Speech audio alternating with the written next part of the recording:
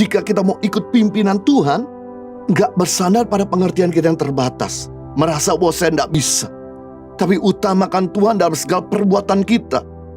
Mulai melangkah dengan iman. Seperti Petrus melangkah dengan iman keluar dari perahu ketika mendengar perintah Tuhan. Maka ia akan meluruskan semua yang kurang jelas menjadi jelas.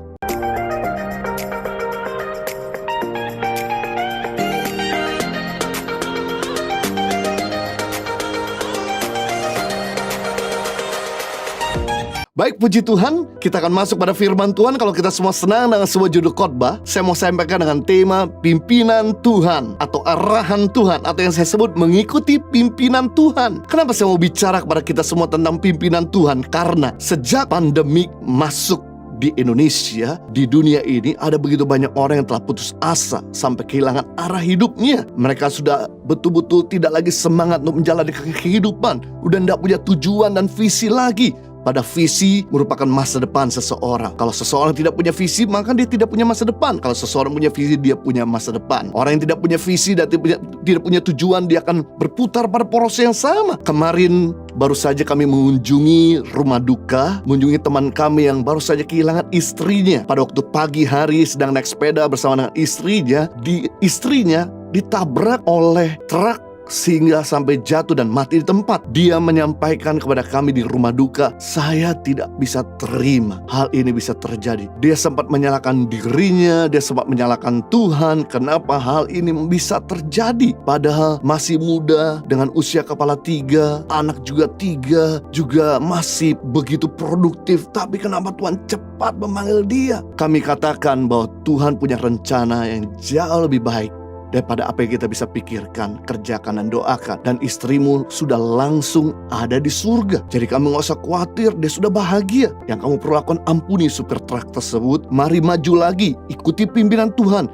Maka kamu dan ketiga anakmu pasti mengalami rencana Tuhan yang indah yang kamu akan menikmati ke depan. Mengikuti pimpinan Tuhan artinya kita berjalan di belakang Tuhan, mengikuti arahannya Tuhan, bimbingannya Tuhan, firman Tuhan. Saudara tahu kata Kristen artinya adalah pengikut Kristus atau murid Kristus, dipimpin oleh Kristus. Itu artinya Kristen. Jadi kalau kita sebagai orang Kristen tidak mengikuti pimpinan Tuhan, berarti Anda bukan disebut orang Kristen. Untuk mengikuti pimpinan Tuhan perlu pengorbanan, karena kita harus mau meninggalkan kehendak sendiri dan mengikuti kehendak Tuhan. Nah, saya mau bagi kepada kita semua ada prinsip-prinsip mengikuti pimpinan Tuhan. Yang pertama, prinsip-prinsip mengikuti pimpinan Tuhan, mempercayai hidup sepenuhnya kepada Tuhan. Amsal pasal 3 ayat 5 dan 6. Percayalah kepada Tuhan dengan segenap hatimu dan janganlah bersandar pada pengertianmu. Akuilah Dia dalam segala lakumu, maka Ia akan meluruskan jalanmu.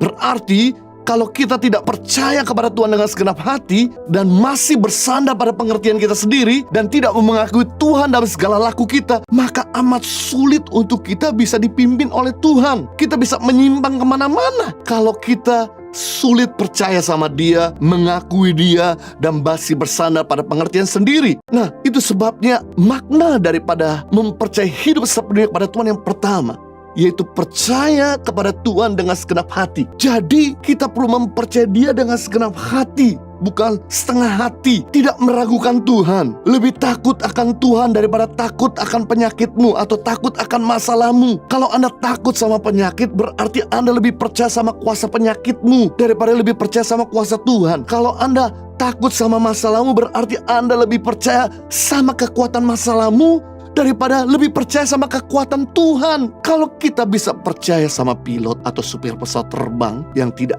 kita kenal, maka ia akan mengantar kita pergi ke kota atau negara yang kita inginkan. Sebaliknya, kalau kita tidak percaya sama pilot pesawat itu, maka kita tidak akan pernah traveling kemana-mana. Sama, kalau kita tidak bisa percaya sama kemampuan Tuhan, maka kita akan berjalan di tempat. Kita tidak akan berjalan maju. Kita tidak akan mungkin berkembang. Kita nggak akan mungkin berjalan di atas mujizat. Sebaliknya, kalau kita bisa percaya sama Tuhan yang tidak pernah gagal, maka Dia akan menghantar kita berjalan from glory to glory, success to success, victory to victorious. Berikut yang kedua, makna mempercayai hidup sepenuhnya kepada Tuhan tidak bersandar pada pengertian diri sendiri. Penulis kitab Amsal sering membandingkan antara orang fasik dengan orang yang berhikmat. Ternyata kalau kita pelajari lebih dalam, orang fasik adalah orang yang tidak percaya akan keberadaan Tuhan. Kalau zaman sekarang ini kita kenal sebagai ateis, tidak percaya bahwa adanya Tuhan. Mereka berpandangan ada karena evolusi dari partikel kecil hingga menjadi manusia purba dan akhirnya menjadi manusia yang modern.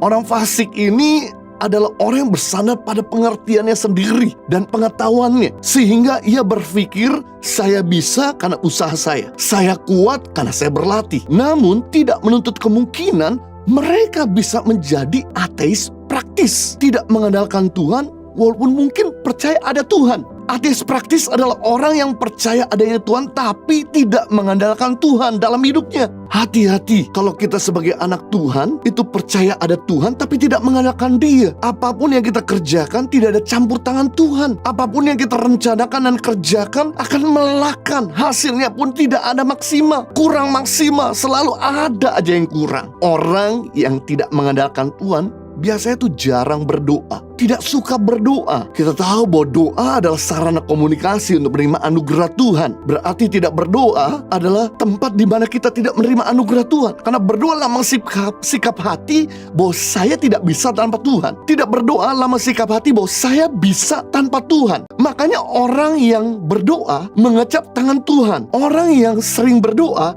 sering mengecap tangan Tuhan. Tapi orang yang kurang berdoa, kurang mengecap tangan Tuhan. Orang yang tidak pernah berdoa, tidak menerima anugerah Tuhan. Penting di sini untuk kita mengandalkan Dia dalam segala apa yang kita kerjakan, sehingga anugerahnya, kekuatannya, open door Tuhan akan siapkan bagi kita. Yang ketiga, makna mempercayai hidup sepenuhnya kepada Tuhan yaitu mengakui Tuhan dalam segala laku kita. Artinya utamakan Tuhan dalam segala perbuatanmu, maka Ia akan meluruskan jalanmu yang tidak jelas. Bukan hanya percaya tapi beriman atau bertindak. Karena beda antara percaya sama iman. Percaya itu pasif, sedangkan iman itu aktif. Jadi mengakui Tuhan dalam segala laku kita artinya bukan cuma sekedar percaya, tapi kita mulai bertindak, kita mulai bergerak. Saya percaya bahwa air bisa menghapuskan dahaga saya. Namun kalau saya cuma percaya, tidak keluar dari rasa nyaman saya dan mulai bergerak untuk mencari air, maka saya akan tetap haus. Tapi kalau saya haus, lalu saya mulai bangun dari tempat kediaman saya, keluar dari rasa nyaman saya, lalu mulai keluar rumah mencari air atau membeli air, maka rasa haus saya akan selesai. Itulah yang disebut dengan tindakan. Percaya air bisa menghapuskan dahaga, tapi kalau nggak bertindak, maka dahaga kita akan tidak selesai. Sebab iman tanpa perbuatan pada hakikatnya mati. Yakobus 2 ayat 26, sebab seperti tubuh tanpa roh adalah mati, demikian juga iman tanpa perbuatan-perbuatan adalah mati. Percaya tanpa perbuatan sia-sia. NATO, no action, talk only. Tidak menghasilkan apa-apa, buang-buang waktu saja. Setiap kali saya mau menyampaikan firman Tuhan dengan tema yang berbeda-beda atau tema sama, namun harus menyampaikan dengan isi atau cara yang berbeda, saya berpikir bahwa nggak mungkin. Bagaimana ya? Saya coba mikir seperti nggak bisa dengan kemampuan saya sendiri. Tapi saya belajar tidak bersandar pada pengertian dan keterbatasan saya yang terlalu sempit. Saya mulai coba melangkah dengan iman, bertindak, mempercayai firman Tuhan bahwa Dia adalah sumber hikmat. Ketika saya mulai belajar, ketika saya mulai menulis, ketika saya mulai menyusun materi firman Tuhan di laptop atau HP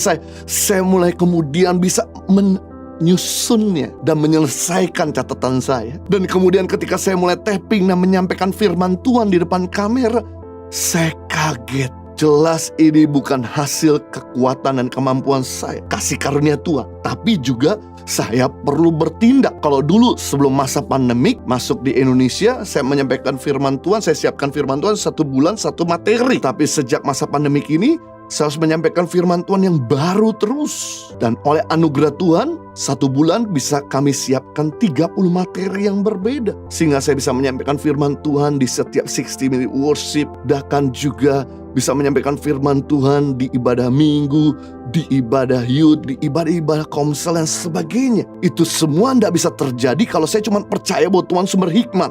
Namun saya juga harus melangkah. Intinya, jika kita mau ikut pimpinan Tuhan, nggak bersandar pada pengertian kita yang terbatas.